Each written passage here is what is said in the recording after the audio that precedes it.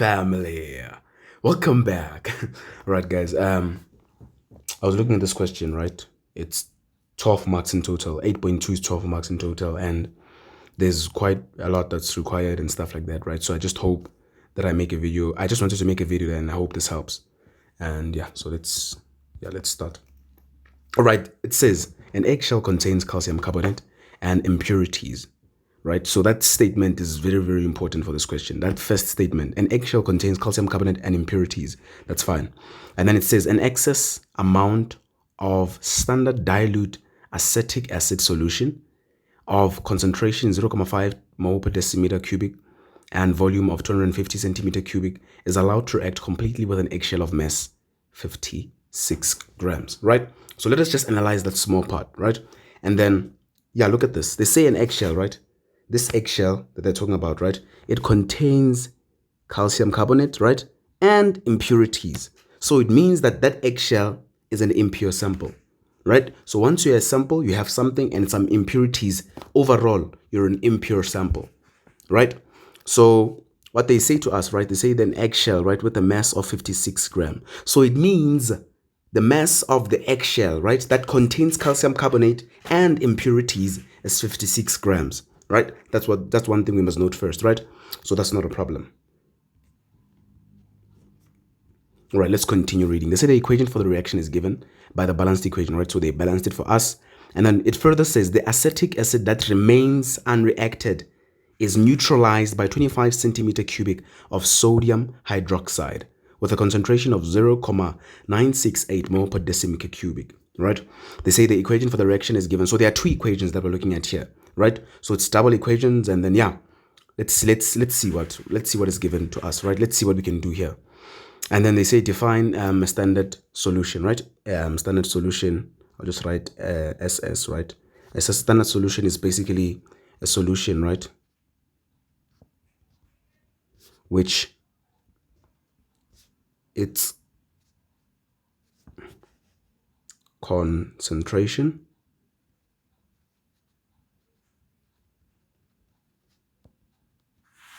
is exactly known.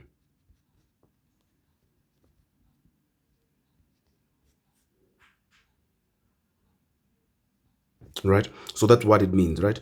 So standard solution is a solution where we know its concentration, right? That's fine. And then now the next question says calculate the percentage of calcium carbonate in the egg shell. 10 marks, right? It's fine. And then yeah, so let's go back to the information that we're given, right? So they say that an eggshell contains calcium carbonate and some impurities, right? So for example, how I'd like to look at that is like acha, right? If we take acha, in acha, there's the part that we eat and also that hard part of the mango that we don't eat.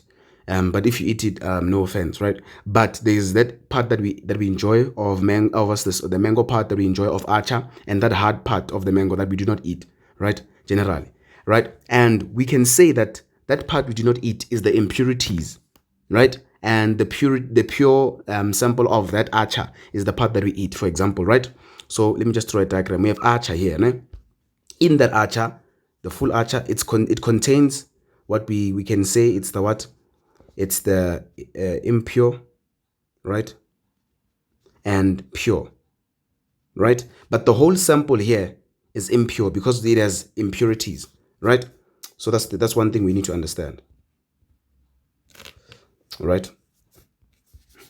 So that's just an analogy, right? I want you guys to understand, right?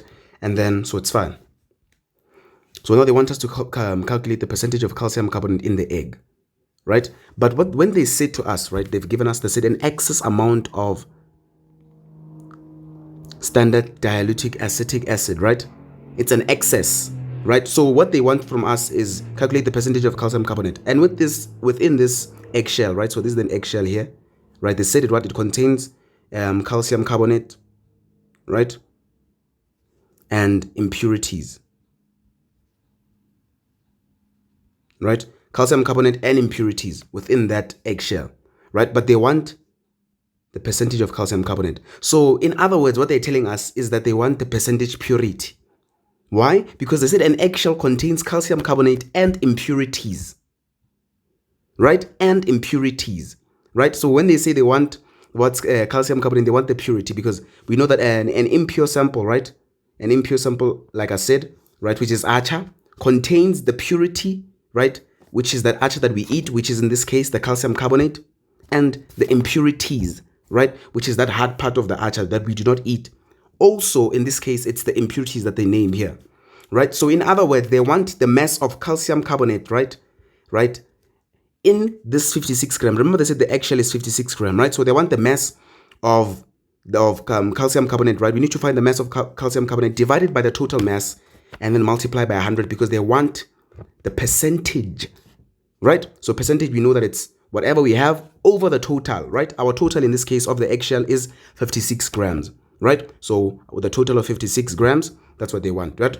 So over, we're going to get the mass of calcium carbonate, right, divided by 56 grams and multiply by 100, right? But think about it. In this question, right, they say in this first equation, they say an excess amount of standard dilute acetic solution, right? When they say an excess, right, it means that it's not the limiting reagent. And remember, in this information that they've given us nothing to do with calcium carbonate. So we do not have its number of moles, we do not have its mass, right? So we cannot find its mass, right, because we do not have the number of moles, you understand, or anything in relation to calcium carbonate. So we need to use what we have to find what we don't have. But in the end, remember, we want the mass of calcium carbonate, right? So that's our aim, that's where we look toward, right? That's fine. And then now they give us two equations here, right? So in this case, they've given us information on this excess, right, which is CH3COOH, right? They've given us the information, right? So they've given us the concentration and also the volume, so we can find the number of moles of that. But they say it's an excess, right? Remember something we do when we want to find the number of moles of something reacting with something. We always find the number of moles of the limiting reagent, then get the ratio, right, of what it's reacting with. But in this case, this is an excess, so we cannot use that number of mole, right, to find the number of moles of calcium carbonate and then therefore find the mass, because we have, obviously, we're going to get its molar mass from the periodic table, right, by adding all the masses of the elements that are involved in calcium carbonate, right? So what we need to do is this, right? Let's read further. They say that an equation for the reaction is given, right? So what they say is that the acetic acid that remained, right? Isn't it? They said it's excess. So they said that whatever remained reacted, right? Yeah, whatever remained unreacted, right, from the acetic acid is neutralized. Neutralized, it means it's made equal, right? It's reacting with an equal proportion, right, by 25 centimeter cubic of sodium hydroxide with a concentration of 0,968 mole per decimeter cubic, right? So now what we need to understand, right, we have initial of CH3, right? So we have CH3COO, what, understand? So we have initial. So what we have to understand about initial, right? Initial, right? They said it's in excess. So what we talk about initial, when something is initial, right, it means it contains what? The excess, right? And also what reacts, right? So we have initial, we have that CH3COOH, right? Which they said it's in excess, right? So we have its initially, right, we're going to find the number of moles of that, right? So initial of that, we're going to find that the number of moles of that using the information, which is 0,5 and 250 of volume, right? So that's what we have, right, of the initial thing that reacted. But that initial thing, right, we need to find out what reacted with calcium carbonate, so we can find the number of moles of calcium carbonate using the ratio, right? But in this case, we can't use that initial because what? It's in excess. So we need to find what reacts, right? And what they tell us about the excess of that, they say it's neutralized by 25 cubic centimeter cubed of sodium hydroxide, right? And what we need to do, right, in this case is find out, right, what is the excess of that CH3, right? So now, if we find the excess, we're going to take the initial, right, subtract that excess, right, and it's going to give us what? Reacted, right? So just get this analogy. This is analogy, right? So initial, right, initial contains what? Excess and what reacts. So if we want to find what reacts, we have to take the initial, right, and subtract it by the excess. So just get that, right? And then let's move. right? So that's fine. That's okay. Right, let's move. And then what we have next, right? It's cool. Yeah, let's do this. So now, what I don't know which one we can start with. Let's start with the initial, right? We can just start with initial, right? So initially, right? So the number of moles initially, right? Initially, right? Of this CH3 COOH, right? Sorry, we have the information to find that, right? We know number of moles is equals to C times V, concentration times the volume, right? That's fine. Our concentration, it's given as 0.5, right? Our volume is given in centimeter cubic, right? In centimeter cubed, right? We need to convert it to decimeter cubed, right? And then we know that we divide by 1,000. So 250 divided by 1,000, you're going to get 0.25, right? And then let me just punch that on my calculator, right? I get 0.125, right? Moles, right? Of that CH3COOH, right? That's the mole, that's the initial, right? So now we need to find the number of moles of the excess, right?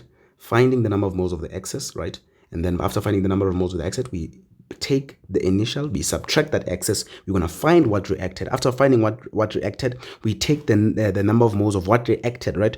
And make a ratio, right, with calcium carbonate. And then after making a ratio with calcium carbonate, we're going to get the number of moles of calcium carbonate. Now, once you have the number of moles of calcium carbonate, we know that we can find the mass of calcium carbonate. Once we find the mass of calcium carbonate, therefore, we can take that mass of calcium carbonate, divide it by 56, which is the total mass of that impure eggshell, right? And then multiply by 100 and then get the answer what they're looking for, right?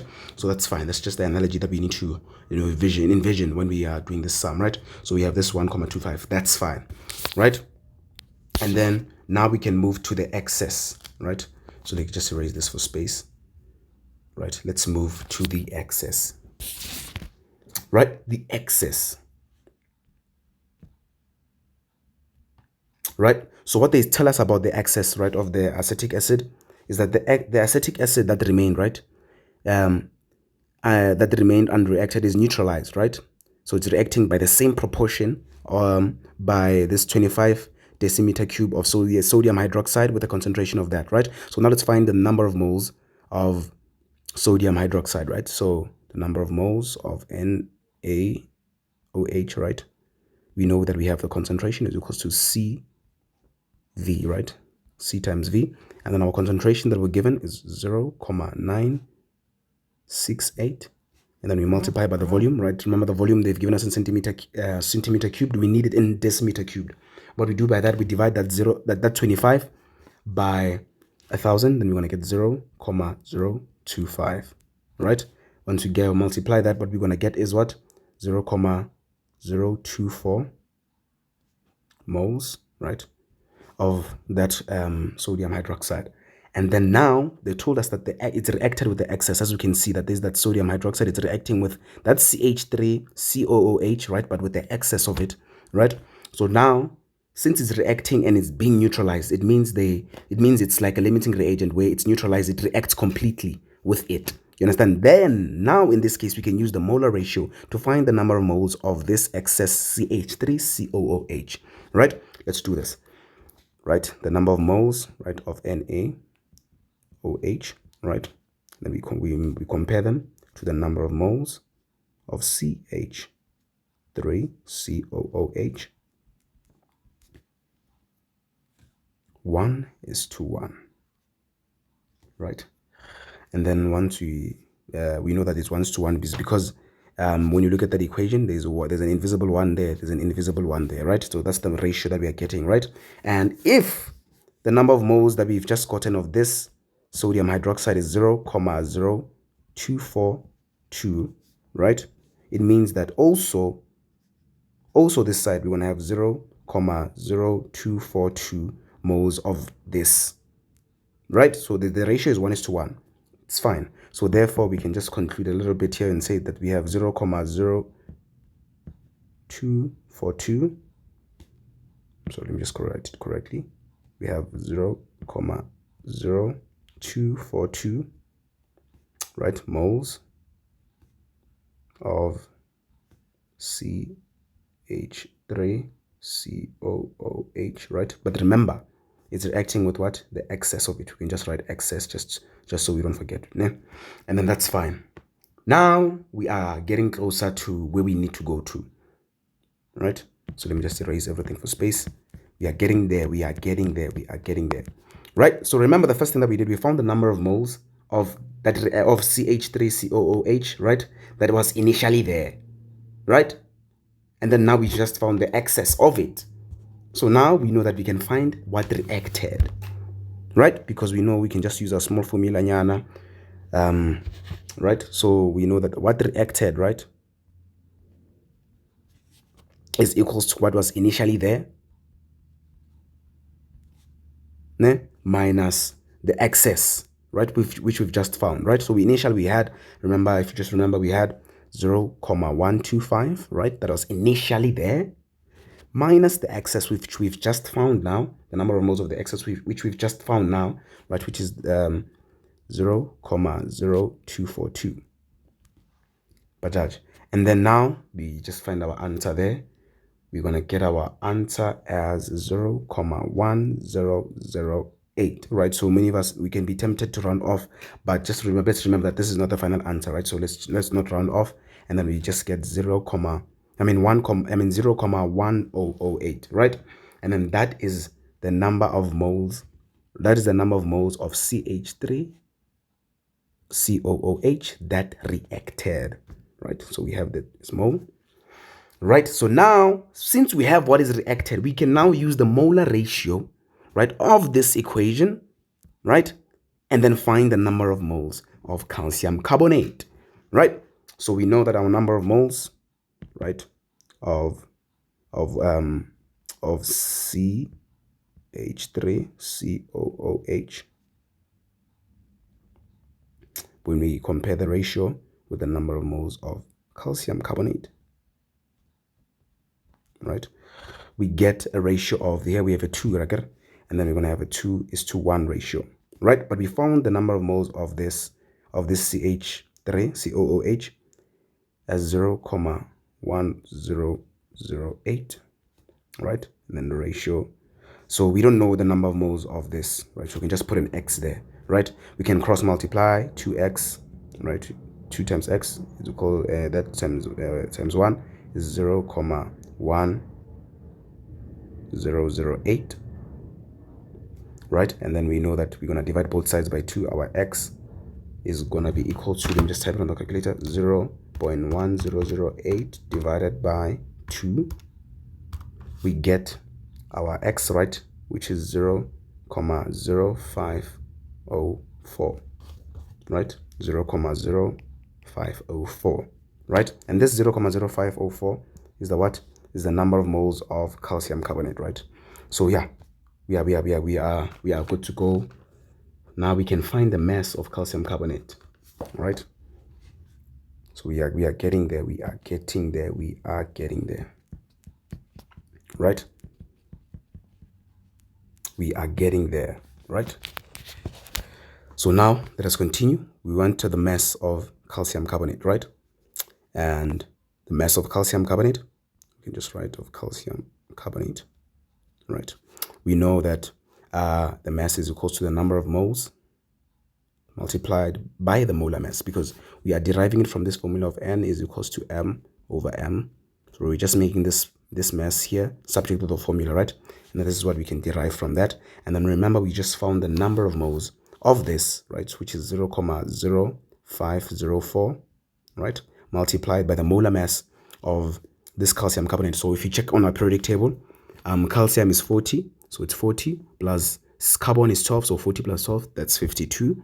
And if we see 52, right, and then we see our oxygen is 16, but there are 3 of them, right? 16 times 3 is 48. 48 plus 52 is 100, right? So we can just multiply this by 100.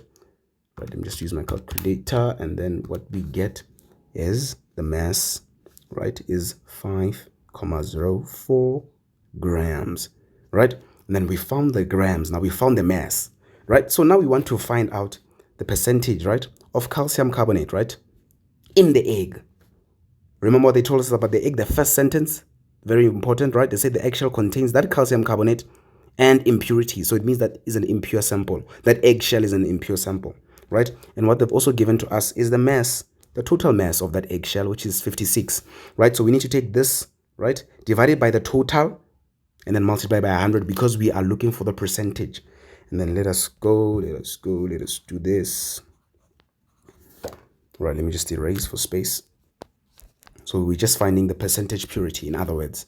In other words, we're finding the percentage purity because they said this impure sample contains calcium carbonate and some impurities. So what is pure is the calcium carbonate and the other impurities, right?